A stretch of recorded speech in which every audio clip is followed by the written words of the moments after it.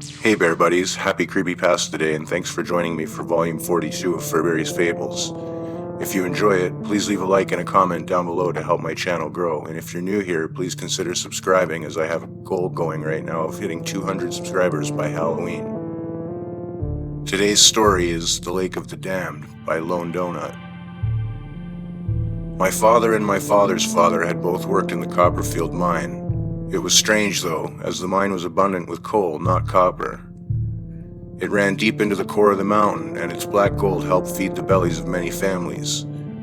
My grandfather and father had both died inside those winding tunnels, and the women in my family forbade any male to seek employment there. The mine was picked clean and closed in 1945. The great entrance was boarded and left to be forgotten. It was, for the most part, but those who had lived during the operation of the mine still whisper under covered hands about the strange happenings. I only know what my grandmother has told me, told to her by my grandfather. I've only just remembered it, and sought to write it down for safekeeping. You see, strange appearances and sounds have been keeping me up at night. These phantoms are what have brought me back to the stories I was told as a child. One night when my father was still a baby, my grandfather had come home from work deeply pale underneath the black coal soot that covered his face. He had stumbled into the small house and collapsed into his favorite chair by the fire. My grandmother was startled by this and accidentally slipped the nipple of the bottle out of my father's lips, causing him to cry. After settling down the baby, my grandmother took my grandfather's dinner to him and sat beside him in her rocking chair. "We never should have dug deeper," my grandfather whispered, not touching his food.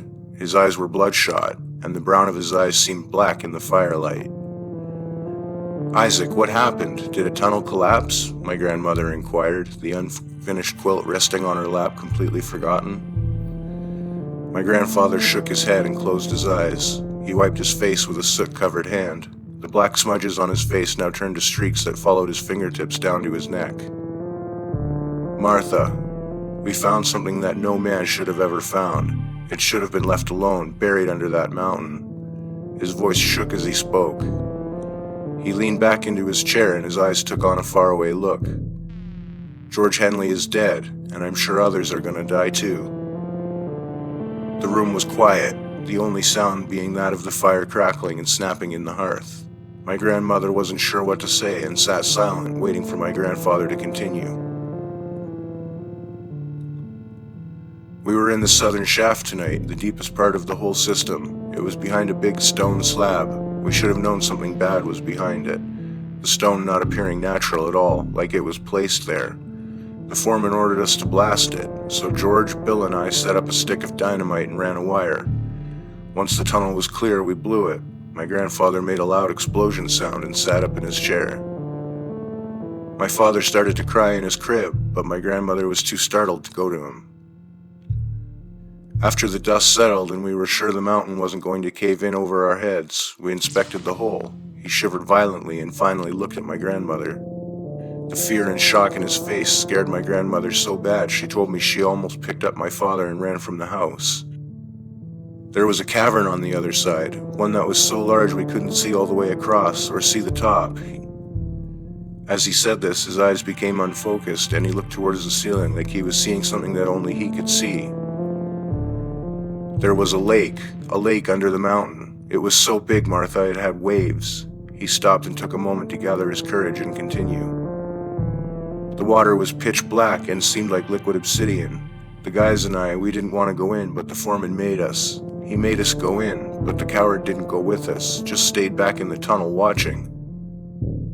Grandfather stood here and walked over to the crib where my now sleeping father lay.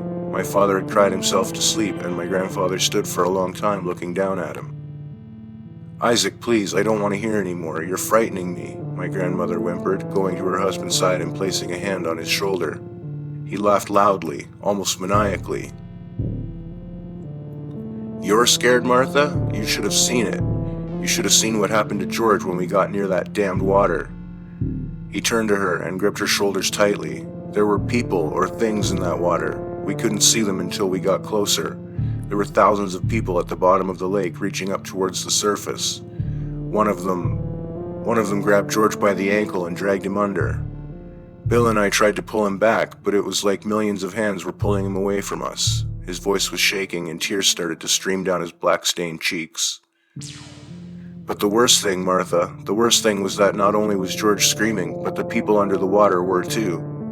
They were screaming for help, and they were so loud. He sobbed and collapsed into my grandmother's arms. My grandmother held him and rocked him gently, stroking his dark hair to calm him.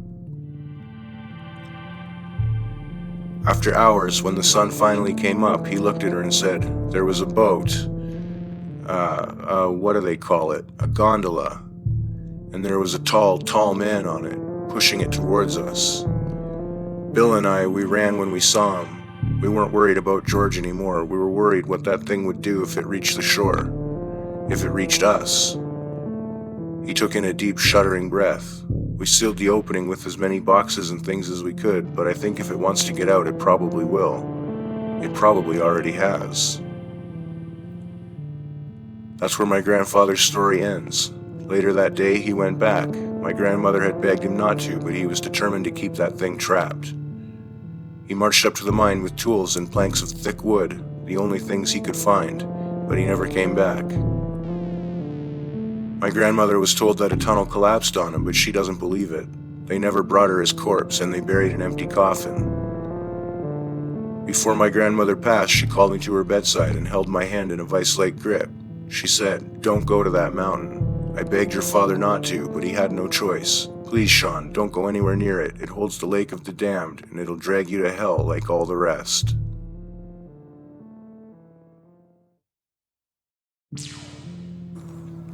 Hey Bear Buddies, thanks again for joining me for this volume of Furberries Fables.